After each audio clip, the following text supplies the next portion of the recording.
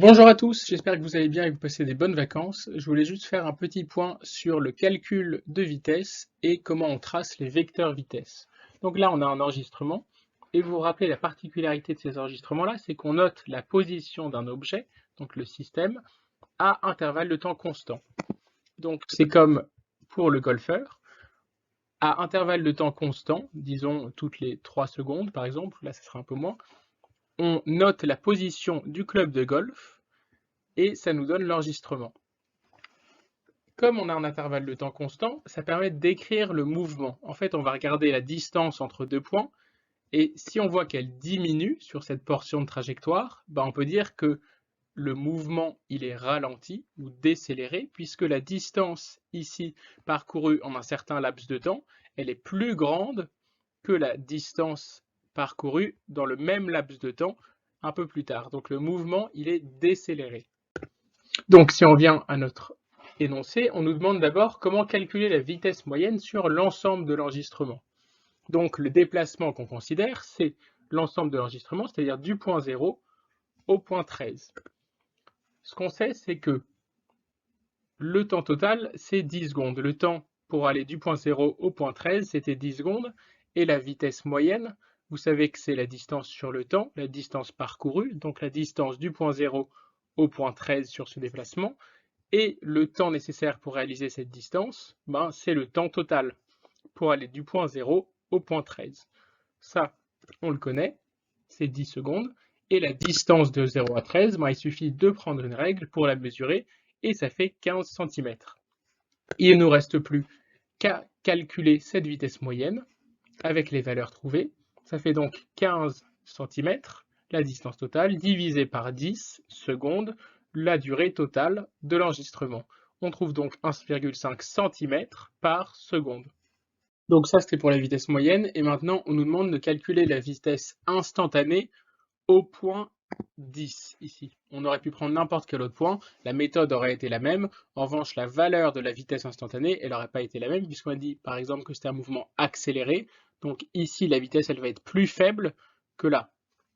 Donc la méthode pour déterminer une vitesse instantanée, c'est de faire une petite approximation, parce qu'en fait, la vitesse instantanée, on a dit que c'était la vitesse en un point, sauf que la vitesse en un point, on ne peut pas l'avoir exactement. On fait l'approximation suivante, c'est que en fait la vitesse par exemple au point 10, on va dire que c'est à peu près égal à la valeur de la vitesse moyenne sur le déplacement entre le point 9 et le point 11. Donc on prend le déplacement entre le point 9 et le point 11, les deux points adjacents, les deux points les plus proches du point auquel on s'intéresse, le point 10, et on dit la valeur de la vitesse moyenne sur ce tout petit déplacement, c'est à peu près égal à la valeur en ce point, la valeur en 10. Et la valeur de la vitesse moyenne entre le point 9 et le point 11, on peut la déterminer assez facilement, puisqu'on sait que c'est toujours la distance sur le temps. La distance parcourue entre le point 9 et le point 11, c'est D911. Et le temps nécessaire pour passer du point 9 au point 11, moi, dans un premier temps, je vais l'appeler delta T 9 à 11, et on va voir comment on peut le déterminer. Donc déjà, la distance, on peut prendre une règle et mesurer cette distance-là. Ça fait 3,5 cm. Donc, on note ici pour le garder en stock. Et la question qui se pose, c'est comment maintenant est-ce qu'on détermine delta T 9, 11, le temps nécessaire pour passer du point 9 au point 11, puisque c'est ce qui nous manque pour calculer la vitesse instantanée en 10. Ce qu'on sait, c'est que le temps total de l'enregistrement, du point 0 au point 13, c'est 10 secondes.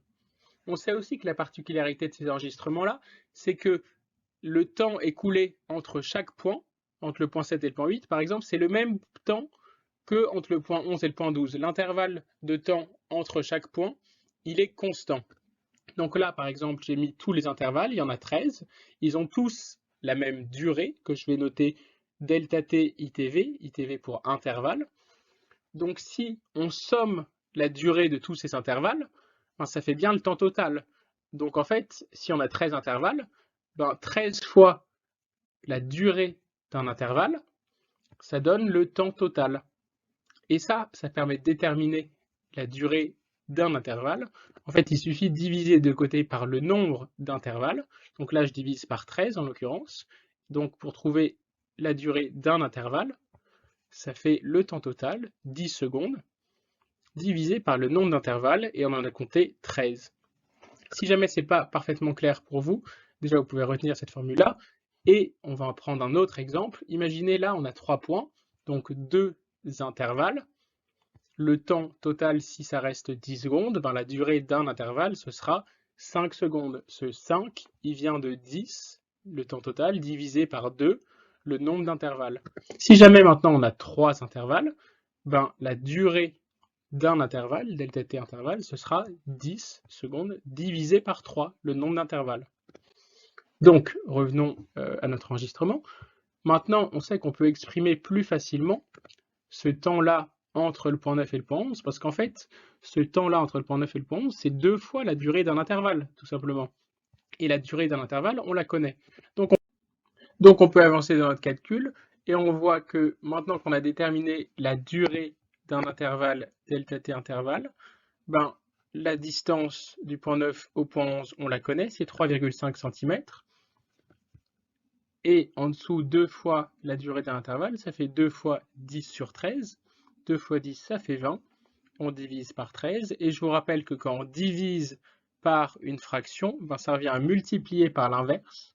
Donc l'inverse de 20 sur 13, c'est 13 sur 20. Donc on fait 3,5 fois 13 divisé par 20. Et ça, si vous prenez votre calculette, vous verrez que ça fait 2,275 cm par seconde. Donc on a désormais notre vitesse instantanée au point 10. Désormais, on nous demande de tracer le vecteur vitesse instantanée au point 10. Donc on connaît ses caractéristiques, vous devez les connaître. Sa direction, c'est tangente à la trajectoire. Ici, la trajectoire, elle est rectiligne. Donc la direction du vecteur vitesse, ça va être simple, ça va être la même que la trajectoire, c'est-à-dire horizontale. Le sens, c'est celui du déplacement. Ici, les points ils sont orientés vers la droite, donc le mouvement c'est de la gauche vers la droite. La valeur de la vitesse, on vient de la calculer, donc on la connaît. Donc on sait que notre vecteur vitesse, il partira du point 10 et il ira horizontalement vers la droite. La question c'est quelle taille on va lui donner. Et pour ça, on a une échelle qui est que 1 cm sur votre feuille, ça représente un vecteur vitesse qui a une valeur de 2 cm par seconde.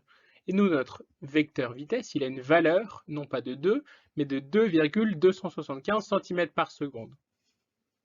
Donc ce qu'on fait pour déterminer la taille de notre flèche, c'est un produit en croix. Donc 1 cm sur notre feuille, c'est 2 cm par seconde, ça c'est l'échelle. Nous, on sait que notre vecteur vitesse, il a une valeur de 2,275 cm par seconde. Donc pour trouver sa taille sur la feuille, on fait un produit en croix. Donc on fait 1 fois 2,275 divisé par 2. Et ça nous donne le point d'interrogation. Et ça fait à peu près 1,1 cm. Donc maintenant on a toutes les informations. On se place au point 10. On sait que ça va horizontalement vers la droite et que ça fait 1,1 cm. Ce qui fait à peu près ce vecteur vitesse en 10. Voilà, donc j'espère que c'est un peu plus clair. Voilà, donc j'espère que maintenant c'est un peu plus clair pour vous. Et je vous souhaite bon courage pour le DM, bonnes vacances, et je vous dis à la rentrée.